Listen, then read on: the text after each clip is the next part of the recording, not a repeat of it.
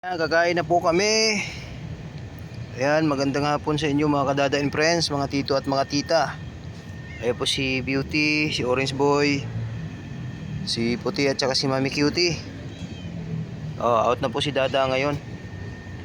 Ayan, malinis na po yung tubigan nila. At yung plato nila malinis na rin. Ito yung pagkain nila ngayon. Cat food, kanin, tsaka may carrots at may karne, kunting meat.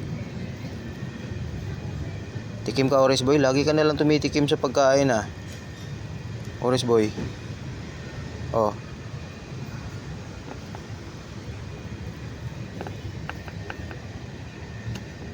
Guys, yun niya po kakainin niya itong carrots. Carrots.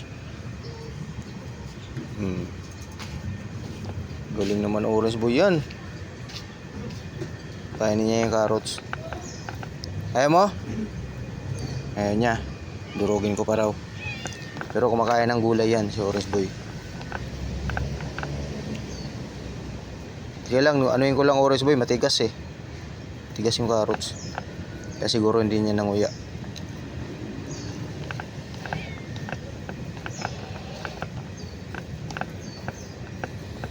Mix ko lang Mami Cutie, mimix ko lang daw. Sabi ni Mami Cutie, bilisan mo Dada, gutom na kami. Gutom na Cutie.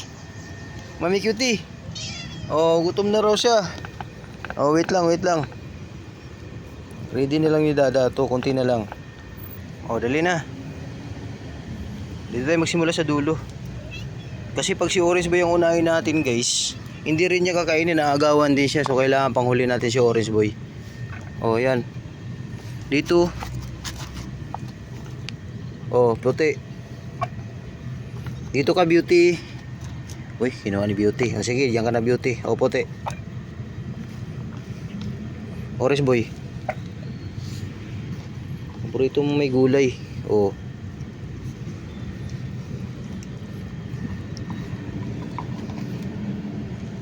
Beauty.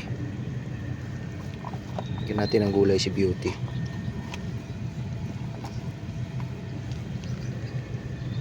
Sarap naman yan Beauty. Ang puti, banat. Kailangan magpakabusog kayo ng maraming kain para kasi bukas di Dada.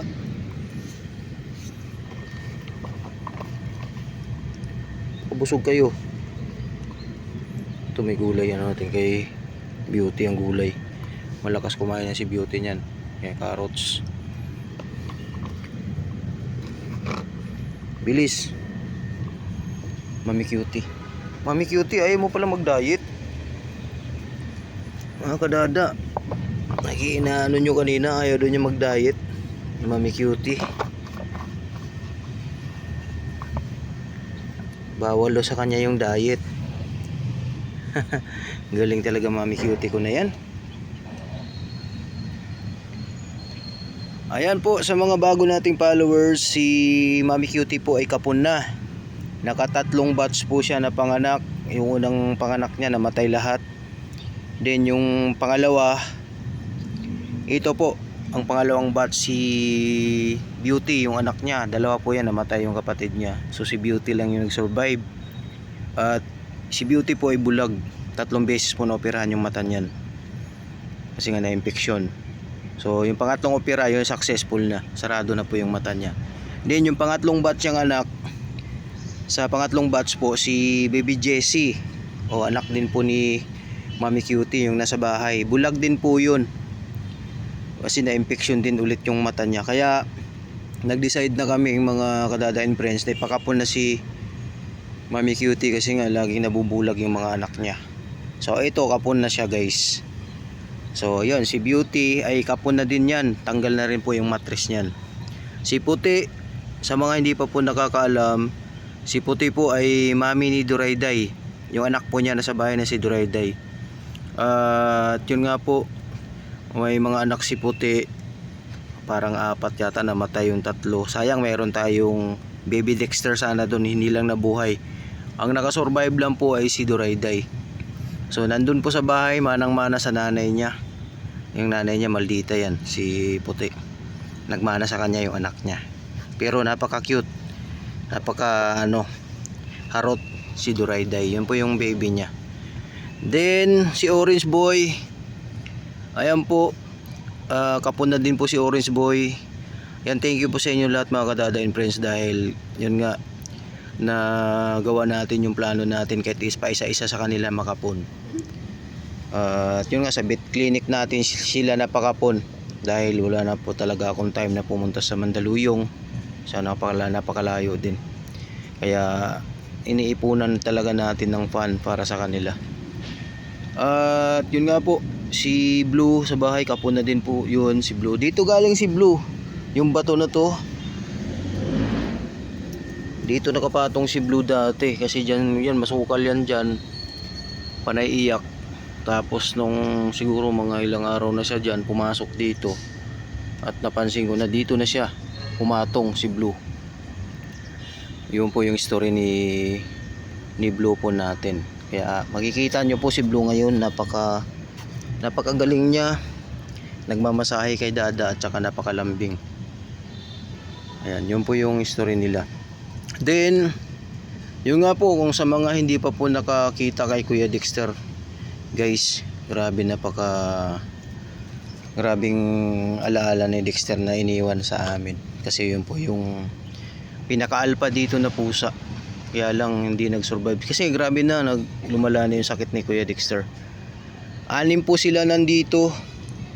At si Ilap wala na rin po.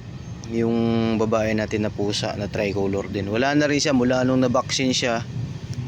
Hindi na po bumalik dito. Siguro sa isip-isip niya, kung sa tao, hindi na akong babalik diyan kasi sinasaktan niyo ako.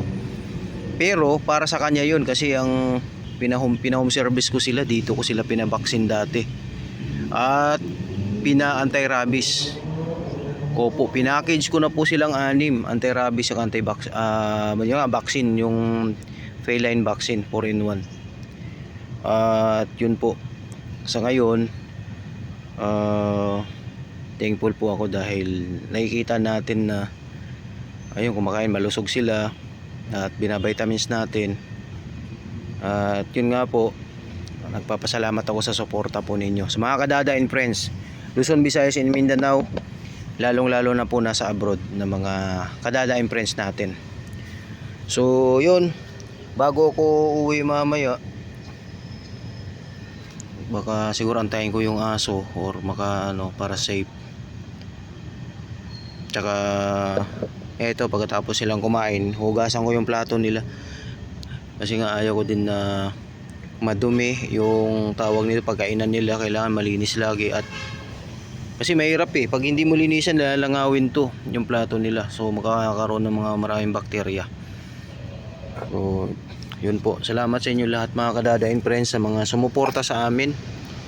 At sana po hindi kayo magsawang manood, mag-share, mag-comment, mag-like. So yun lang po, thank you so much po sa inyo and God bless you all guys.